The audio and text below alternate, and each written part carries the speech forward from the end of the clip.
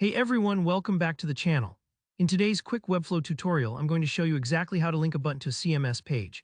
So if you've ever wanted your visitors to click a button and be taken straight to something like a blog post, a project, or any dynamic page in your CMS, this is the step-by-step guide you need. By the end of this video, you'll know how to connect your buttons to your CMS collection pages with total confidence.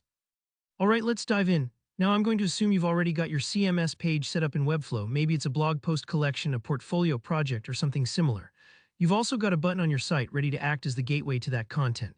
That's great because having these two pieces in place is the perfect starting point for what we're about to do. First up, head over to your Webflow designer and find the button you want to link.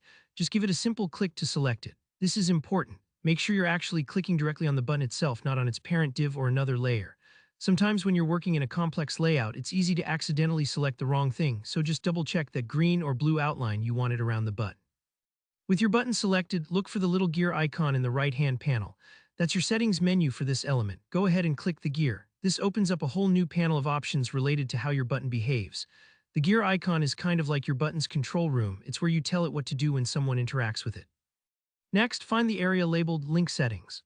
This is where you decide what happens when your button is pressed by a visitor. You're going to see a few different options here, but you want to choose the one that allows you to link to a page. When you click in the link settings, Webflow will ask you specifically what kind of destination you want: external URL, page in your project, section on the page, or even an email address. In this case, we want to link to another page within our own site. Now, from the drop-down menu, select Page. You'll see a list of all your site's pages, including any CMS pages you've set up, like your blog or project collections. For our example, let's say your CMS page is your blog page. Find Blog in the list and select it. What's happening here is you're basically telling Webflow, hey, when this button is clicked, I want you to take the user to that blog page. It's like giving directions to a taxi driver. You're specifying the exact destination. Once you've made that selection, it's time to test things out. Click the Preview button at the top of Webflow's designer, which lets you interact with your site just like a user would. Now go ahead and click your button. If everything went smoothly, you should be taken straight to your CMS page.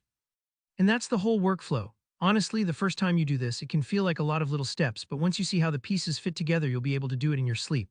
Don't stress if something doesn't work right away. Double check that you link to the correct page and that your button was selected properly. It's all about getting comfortable inside the Webflow designer, and the more you play around, the easier this becomes. If you found this tutorial helpful, give it a thumbs up and let me know in the comments if you have any questions or get stuck anywhere. I'm always happy to help. And don't forget to subscribe for more Webflow tips and tutorials just like this. See you in the next video.